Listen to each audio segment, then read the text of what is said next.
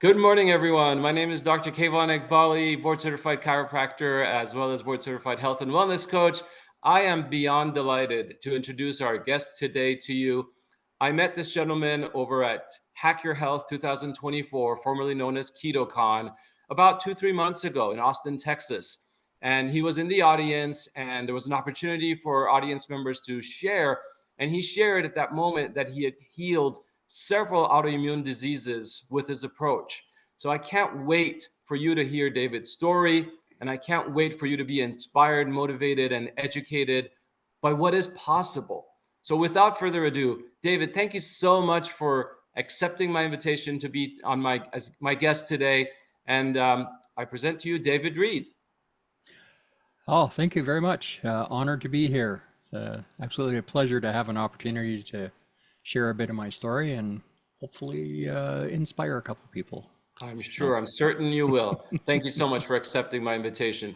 So, David, why don't you take a few moments, maybe a few minutes to share with our audience a little bit about your background, anything that you feel would be helpful to kind of understand where where you started, where you got to, and the journey back from the challenges that you were experiencing.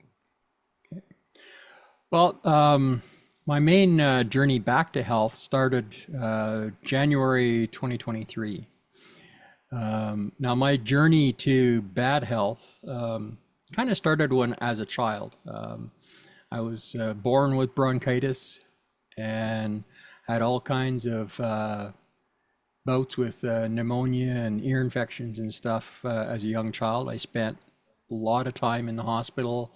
I spent multiple years on wide spectrum antibiotics and yeah, just dealing with all kinds of health issues. Now, I won't get into all the details here, but suffice it to say there was a bunch. My first autoimmune disease showed up when I was 13. Wow. That one was called, or is called myasthenia gravis. It causes severe muscle weakness. And my mom actually, she did some research right away when we found out, and she took me to a specialist. He's I'm don't know if he's still practicing or not. This was a long time ago, but he's a naturopathic doctor, and he put me on a very restrictive diet and mega dose vitamin therapy. And in about 6 months out, when I went to see the myasthenia gravis specialist, all signs of it were gone. Wow. So, and that remission lasted about 30 years. Oh, wow. Neat. So, yeah, it was pretty cool. Now, of course, unfortunately, that specialist that we saw, his conclusion was that the diagnosis had been wrong because it's impossible to put myasthenia gravis into remission, according to traditional medical science at that time. They know now that it can happen spontaneously to some people, but it's extraordinarily rare. So I started getting sick again back in the early 2000s, so about 2006, 2007.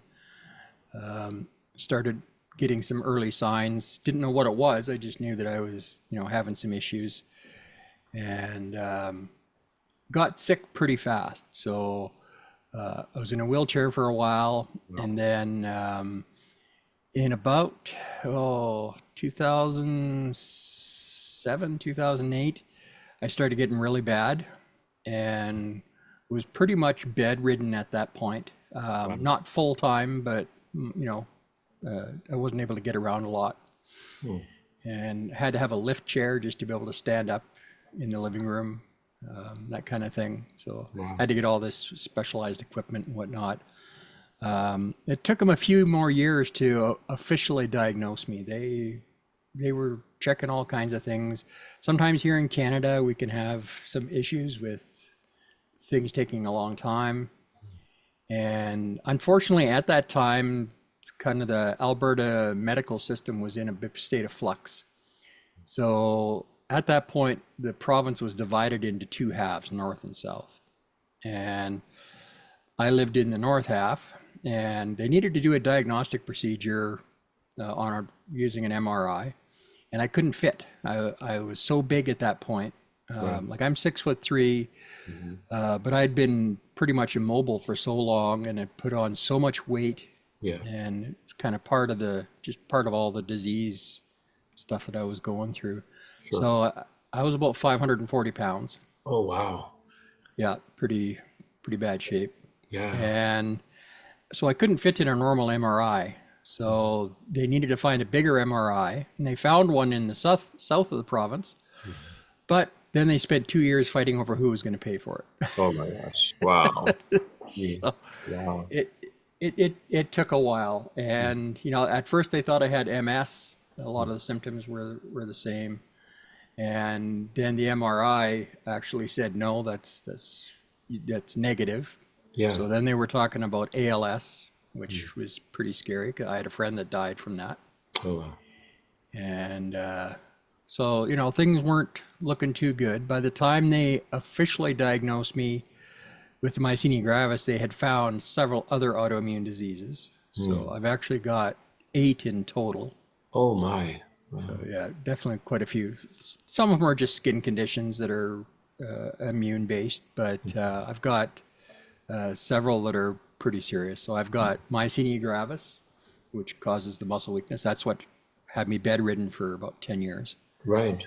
And I've also got Sjogren's disease and ankylosing spondylitis. And I've got stenosis.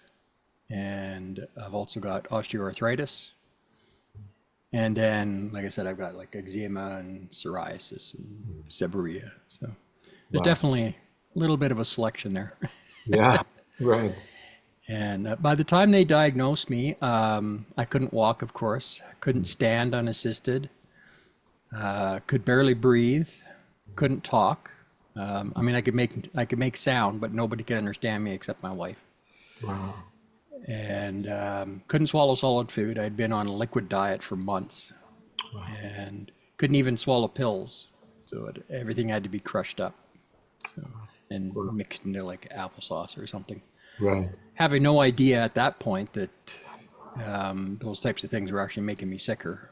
But so in 2019, I knew I needed to make a change. I couldn't continue to live like that anymore. I mean, I was sleeping 14 to 16 hours a day. My wife would get me up for a little bit.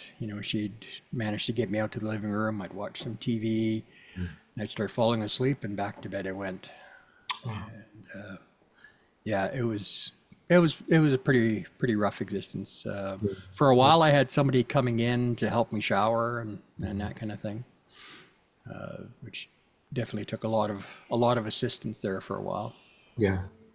Now back in, I was diagnosed in 2012. Yeah. And then like they stuck me in the hospital right away. They ran a bunch of tests. They hooked me up with a set of treatments called plasmapheresis. So that actually, they put a central line in my neck. Actually, I guess it was on this side. So it went down to just above the heart. And then they would pull all my blood and plasma out. Wow. And they'd separate the plasma, replace it with artificial plasma, mix it back together, and pump it back to my heart. Oh, wow. So basically the bad part of the myasthenia gravis lived in my plasma. So that was where it was causing most of the problems from. So by doing that, they alleviated most of the symptoms pretty quickly. I did, each treatment consists of about 4 hours and does basically a complete blood change or plasma change. Same, my original blood going back in. But, and then they do like a total of 5 of those sessions over a period of about 3 weeks. Okay. But at the end of that, most of the symptoms were gone. I mean, I was still weak because I had been, bedridden for a while at that point. But at least I could get up, I could walk around, I could swallow, I could talk, I could walk. It was pretty amazing. It just didn't last long.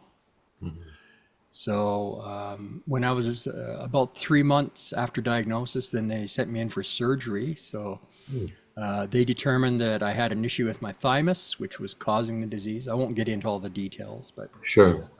because of my size, they couldn't go in laparoscopically. So I had to have like a full open thoracic surgery Wow. because the thymus is located just above the heart, for those who don't know. So they had to split me wide open Wow.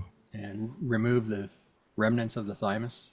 Oh, wow. It actually split into several. So what was the term they used? Fractionated or something like that. Right. Yeah. So that, I guess that's one of the reasons I gotten so sick so fast, is that the fractionation, you know, it was just like having several thymuses that were Oh, wow. running amok. So, so in 2019, I realized by that time that the doctors weren't really going to help me. I was on 19 prescription medications, and a lot of it was painkillers. So I had I'd been on Hydromorph for probably 15 years by that point. So yeah, I'd been heavy opiates for a long time. So Wow. issues with my back, and then some issues were caused by the myasthenia gravis. So the myasthenia gravis caused peripheral neuropathy. So I had a lot of pain in my feet. So I was on a couple different prescriptions for that. And you know, probably half of the medications I was on were for side effects of the other half. Yeah. Right. Right. So Wow. yeah, it was I was a mess, and I just wasn't going to live like that anymore. And I knew I had to make a change. I knew I was going to have to research it myself and figure it out. But I knew that I was not going to be able to retain anything that I learned until I got off all the morphine, you know, all the opiates. I had to dump all of that. So Yeah. my doctor did not want to help me come off the morphine. He said, "You need it. You need to be on it. Coming off of it could be dangerous." And I said, "Well, staying on it's going to be even more dangerous because I'm not going to continue to live like this, and I have few choices left to get out of this. Yeah. And I'd rather do this than some of the alternatives." So, but he still wouldn't change my prescription or anything. So I started cutting back myself. I started tapering off on my morphine. Nice. And after about 6 months, I was on a small enough dose. I couldn't go any smaller without him rewriting my prescription and giving me smaller pills. So I finally went back to him and I said, "Look, I've been doing this. I'm going to continue to do it, but I need your help to finish doing it right, so I don't hurt myself." So he finally said, "Yeah, okay, I can see you're serious. You're not going to let this go." So he gave me new prescriptions so I could finish tapering off. So Nice. it took me about 9 months in total to get off of all the opioids. So that was, I think it was Christmas Eve, 2019. I was completely free of Wow. any type of pain medication. Wow. Incredible. What an achievement. It was definitely not easy coming No. off those levels of morphine. Can't imagine. Yeah. The withdrawals were pretty nasty. I did get a prescription for cannabis. At that time, we had to have one in Canada to use it legally. So I went and did that, and that helped get through a lot of it and helped me relearn how to deal with some of the pain. And I also started learning some different meditation techniques and audio therapy, like something called binaural beats. Oh, yeah. I know that now. Yeah, and that was very helpful. Now, I should mention, and I think that this is relevant to some of the work that you do. I also have some mental health issues that were part of the equation. So when I was 19, I was diagnosed with manic depressive, a fairly severe. Oh, wow. That was what they called it back then. Now they call it bipolar, as far as I know. Yeah. Now, I hadn't taken any medication for bipolar for quite a few years. I didn't like what it did to me. Sure. But So I think by the time I was in my mid-20s, I never touched the medication for it again. But certainly suffered the consequences. I mean, I had, the massive mood swings that, anywhere from, the world is fantastic and I can do anything to, suicidal depression. And it could just jump up and down, sometimes in the same day, sometimes I'd be in that depressed state for months or weeks. It could get kind of rough.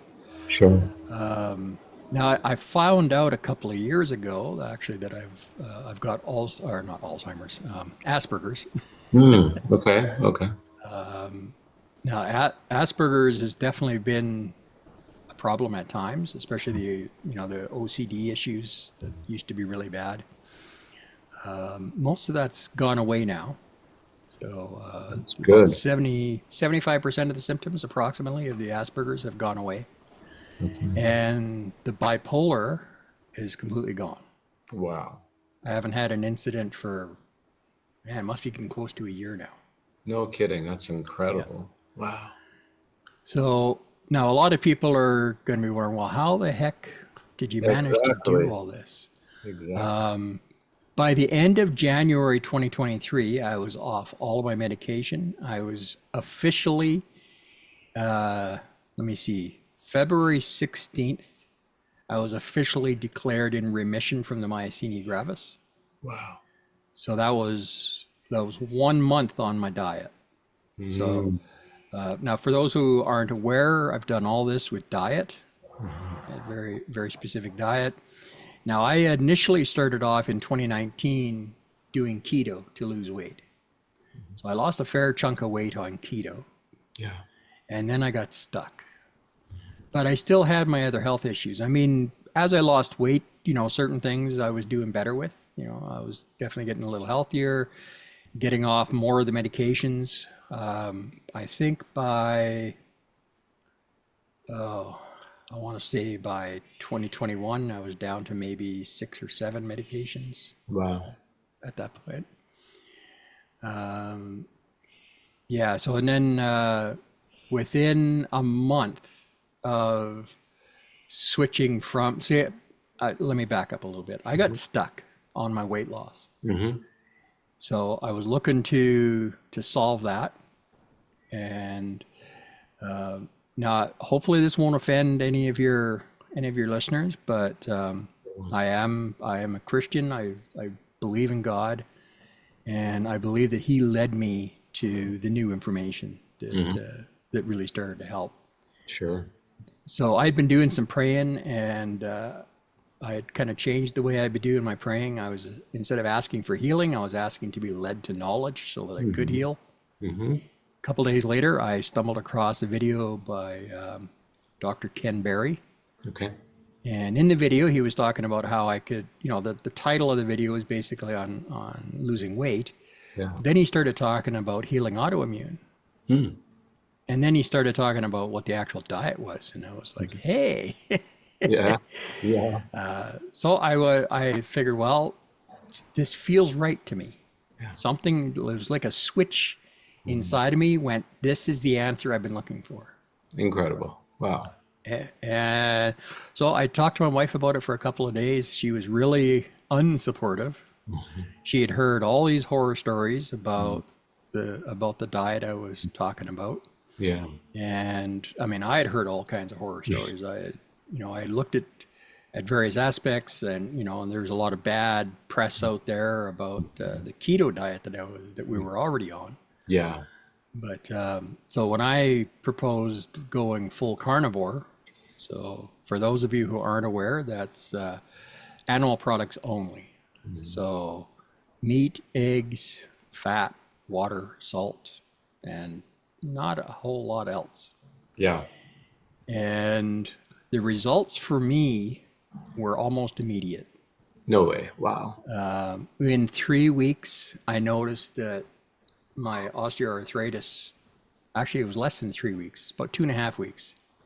Wow. I got up one morning and walked out, sat down on the couch, went to grab my morning meds, and I noticed my hands and wrists didn't hurt anymore, and the swelling was gone. I usually had all kinds of swelling in my wrists and hands and feet and ankles, and a lot of my joints in my body would be sore all the time. That was from the osteoarthritis.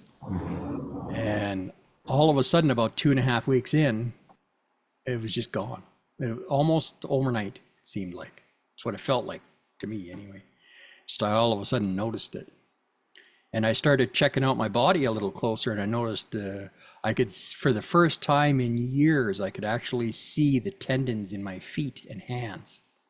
I hadn't seen that in years and years. So it was pretty amazing. And it was about that point in time, I had to, we had to leave the apartment.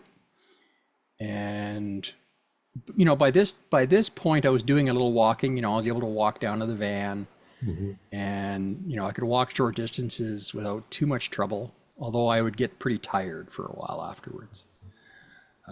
So I wound up, when we came home, the elevator was down. So I had to take the stairs. So 2 flights of stairs. Took absolutely everything I had. I was holding onto the rails with both hands and putting all the strength I had into one step at a time. Took me about 15 minutes to get up the stairs. Wow. And then I could barely move for about 3 hours afterwards. I was just done. And about a week and a half later, I wound up having to do the same thing. Whatever was wrong with the elevator, they had jury-rigged it and ordered parts. So when the parts came in, they had to take the elevator down again for a few hours while they put in the new parts. Sure. And so this was about a week and a half later. This time, I went up those same stairs like a normal person, one hand on the rail, walked up the stairs, you know, one step after the other instead of one step at a time with both feet, kind of a thing. Wow. Incredible. And I recovered after about 10 minutes. Wow. And I realized at that point, between the arthritis disappearing and the myasthenia gravis substantially reduced, I realized, okay, big stuff is going on here. This diet is making a difference. Right. Wow. And so the reason I had gone out that day is some blood tests. And there was blood tests actually were to my neurologist. And so I had a telephone appointment with her about a week and a half after I got the blood test done. And that's when she declared I was in full remission. She took a look at the blood tests, talked to me about my symptoms, the changes, and she'd been seeing all the changes I've been going through for the last few years, you know, working on changing my health and getting better and losing weight and stuff.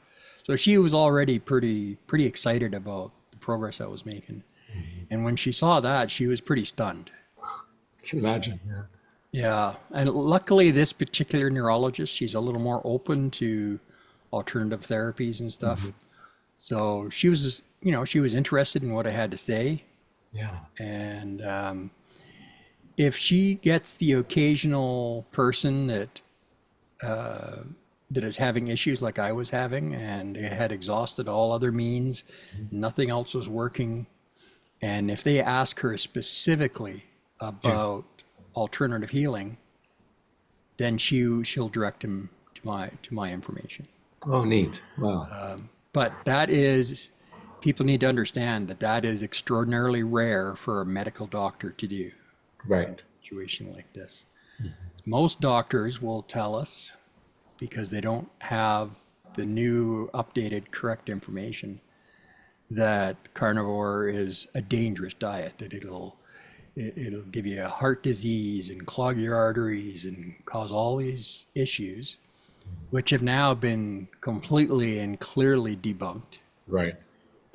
But they still keep trotting out the same tired information that's just not accurate. Never was accurate, and there's a lot of corruption behind why these things keep getting repeated and taught to clients. people need to understand that most medical doctors, like a general practitioner, family doctor, they spend about 7 to 8 years in medical school. Out of that entire time, they get about 2 weeks of nutrition training. And we also have to keep in mind that most medical schools are funded heavily by big pharma and big agriculture.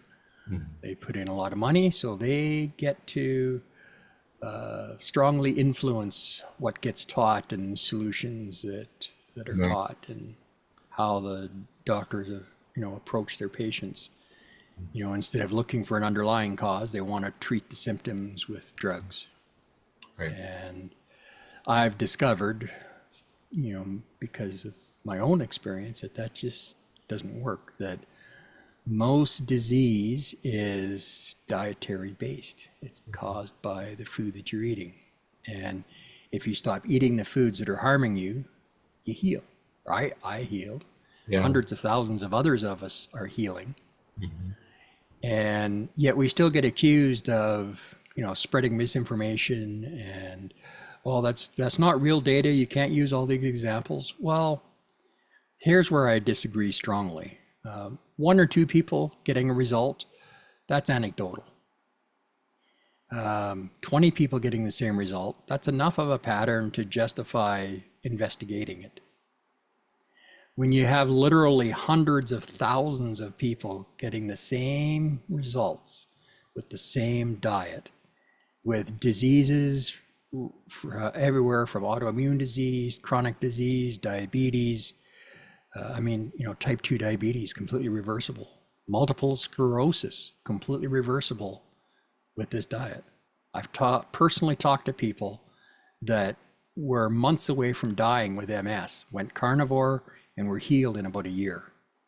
Like, so much so that they were able to lay off their full-time care workers and do everything for themselves, and no more wheelchairs, no more funny crutches, none of that stuff. So Wow. the stuff that the carnivore diet can heal is phenomenal. And what's pretty relevant to you specifically, because of the people that you help, the success that they're having with keto and carnivore for treating mental illness is phenomenal. Most mental illnesses will respond to this diet in a positive way. Most of them are healed if they stick with it completely. Even serious mental illnesses like schizophrenia, Wow. and multiple personality disorder, and all that kind of stuff. Most of the times it can be healed. Wow. And this is what kind of leads me to my mission, what's become my mission in life. Yeah. Is there are literally tens of millions, if not hundreds of millions of people around the world that are suffering from chronic disease of one kind or another, whether it's autoimmune disease, heart disease, Alzheimer's. Alzheimer's, by the way, they now know what causes it. It's sugar. And there is a group now that's lobbying to rename Alzheimer's type 3 diabetes. Yes, I've heard that. Yeah. So yeah, it's they're finding out all these causes of all these different diseases now. When they really start looking at it, is just crap food. And most of it is what I like to call non-food or pretend food that we get from the grocery store. True. Most of it's heavily processed, so they have to actually add in nutrients and vitamins artificially to make up for how they've stripped everything out of these foods. True. And probably the 2 worst offenders that do the most damage is sugar and seed oils. So That's right. Vegetable oil, seed oil, that kind of stuff, just because of the way it's made. I agree. So, you take that, you're pressing a seed to get oil out of it. So you crank the heat out of it to get more oil out, and then you have to treat it chemically. Right. And the process of putting all that heat into the oil changes the molecular structure of the oil and makes it very inflammatory, very harmful. Right. And sugar is an extraordinarily addictive substance and causes all kinds of issues in the body. Sugar, refined sugar especially, and the worst offender of all is high fructose corn syrup. True. It affects the same addiction center of the brain as opioids and cocaine and stuff like that, the exact same area of the brain. And the high fructose corn syrup has twice the effect of regular refined sugar on that addiction center of the brain. Wow. And of course, over time, it causes inflammation, it causes insulin resistance. And when you have insulin resistance, you get metabolic disease. And when you get metabolic disease, you get fat. Almost everybody, which is why we're seeing, kids in elementary school that are pre-diabetic or getting diagnosed with type 2 diabetes because they're being shoveled all this sugar, their breakfast cereals and all this kind of nonsense. And the foods that they're fed in the schools, for those that have school lunch programs, it's making it worse. Yes. Right. So right. It's really sad to see. In my view, now this is my personal opinion, but I view what's happening right now as child abuse. Yeah. With the harm that's being done to these kids. You see so many of these kids in school now are fat. When I was a kid in school, I was like the only fat kid in the whole school, pretty much. And a lot of it was because I was already sensitive to crap foods at that young age. Yeah. But most kids were not at that point in time. This is 50 years ago. Sure.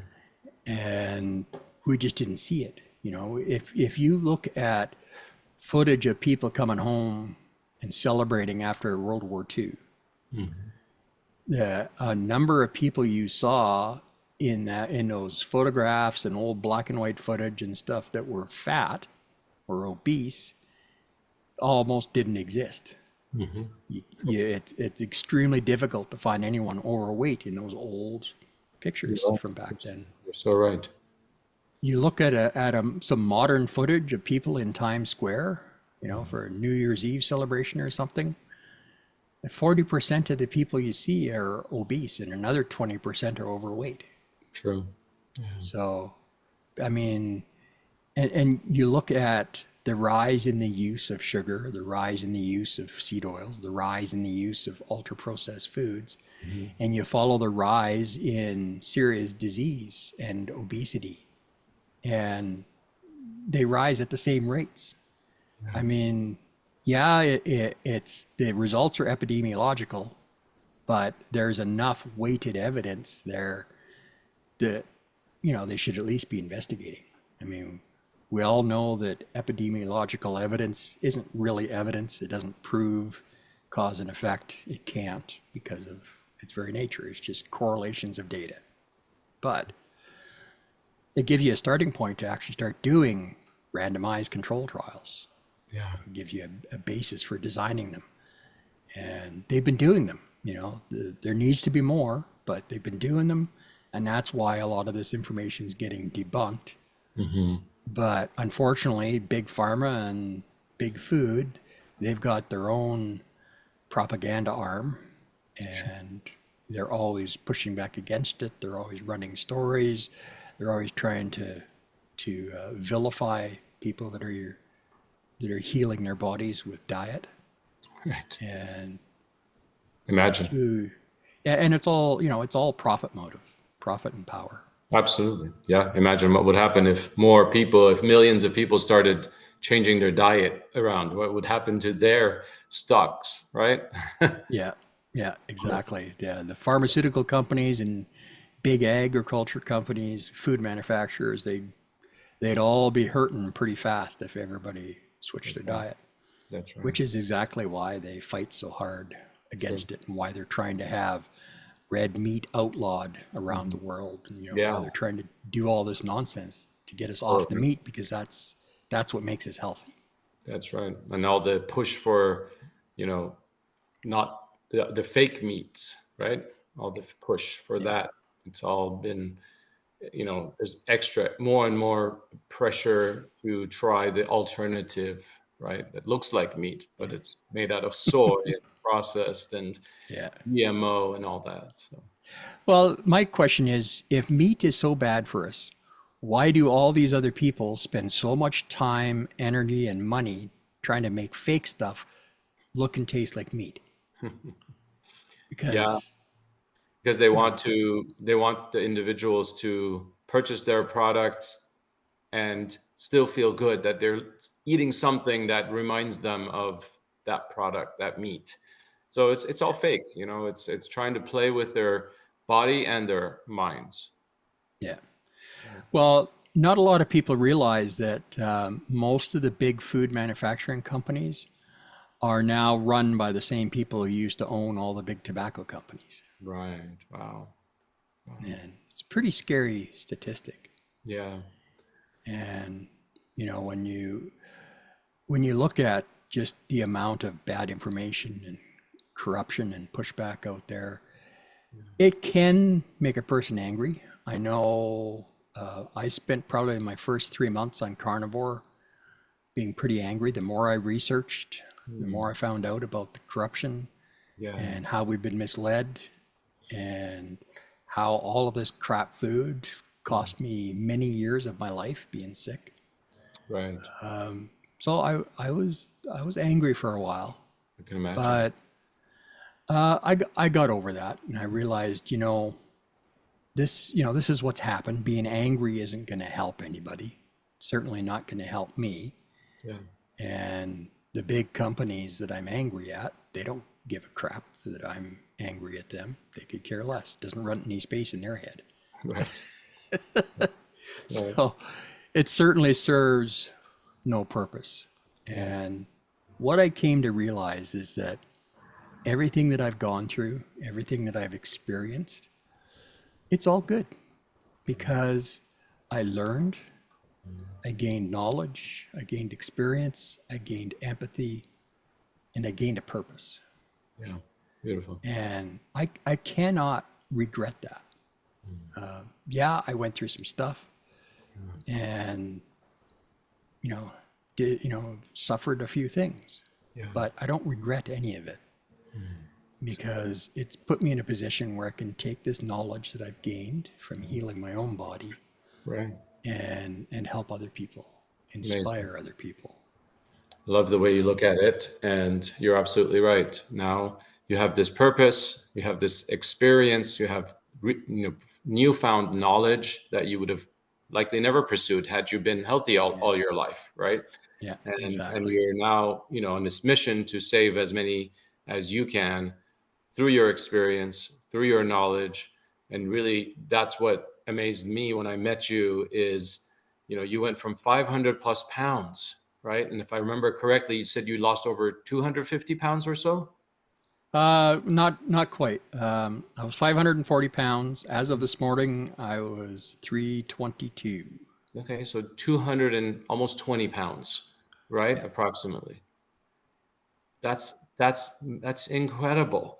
And weight is just a number, but it's how you're feeling now inside, right? It's the diseases that are all in remission, and Yep. it's the Yeah. improvements. It's the fact that you were on a course of worsening and worsening and further addiction to these opioids, and you were able to gradually wean yourself off of them and be able to walk again. I mean, that's huge. There's so many people who are unfortunately headed in that direction because they don't have this knowledge, because Yeah. they're following mainstream. Even like you said, I was angry when I found out, and it was during COVID when I started learning more about, even though I'm a healthcare provider for almost 30 years, I was misled, and I was so disappointed and slightly angry. I can't believe that they were telling me that eggs were bad for me, that red meat was bad for me, and only Yeah. once in a while in moderation. And here are people like yourself completely healing and losing all this weight, whereas nothing was working. The medicines weren't working. The diets they want us to eat weren't working. They were actually making you feel worse and, like you said, further inflamed. And I saw you at KetoCon at Hack Your Health multiple times. We passed by each other, and you're walking normally. You're not using any aids. You are, Yep. you're not limping. You're walking absolutely normally like an average person. So you are the proof. You are the proof that this is possible. And I can't tell you how grateful I am for you for coming on here today and really sharing your background, sharing your story, not only inspiring, motivating, but also really educating the audience that gets to hear this and see this, that if something that you've been doing is not working, that's the definition of insanity, is repeating and doing the same thing over and over again. Is research it, educate it. If it makes sense to you, why not give it a try? In 3 weeks, in 3 short weeks, you saw the difference, right? Yeah. And that doesn't mean that's going to Huge happen for difference. everyone, right? But it can happen. And so again, it's taking our health into our own hands and not just trusting a so-called expert, particularly if a lot of those experts out there, again, like we said, are influenced by entities that may not necessarily, have our health or the type of health that we envision as what we call health, not being on 18 medications. That's what they see health. Everything has a pill. For every ill, there's a pill. No, you're proof positive right here that you can get out of that many medications. And I know that that's not just one of your goals. Your goal is to prevent people from ever getting there, right? Yeah. Yeah, absolutely. Totally. And, probably the biggest stumbling block that I get is we've all been, for lack of a better term, brainwashed. Yeah. From the time we're kids, we're told that meat and fat are bad, that they harm our health, that they'll cause heart disease. And, and we're taught all this stuff about health that just isn't true. Yeah. And it steers so many people in the wrong direction. And, you see so many people that are suffering from all these different debilitating diseases. Yeah. And, so much of it's not necessary. True. There are alternative therapies out there for all kinds of things. Now, I talk to a fair amount of people in the myasthenia gravis community, and there are people in the myasthenia gravis community that they just can't accept the idea that diet can be such a huge change. But I've had other people in the MG community try it and succeed. Nice. I've coached a couple of people to full remission on their myasthenia gravis now. Beautiful.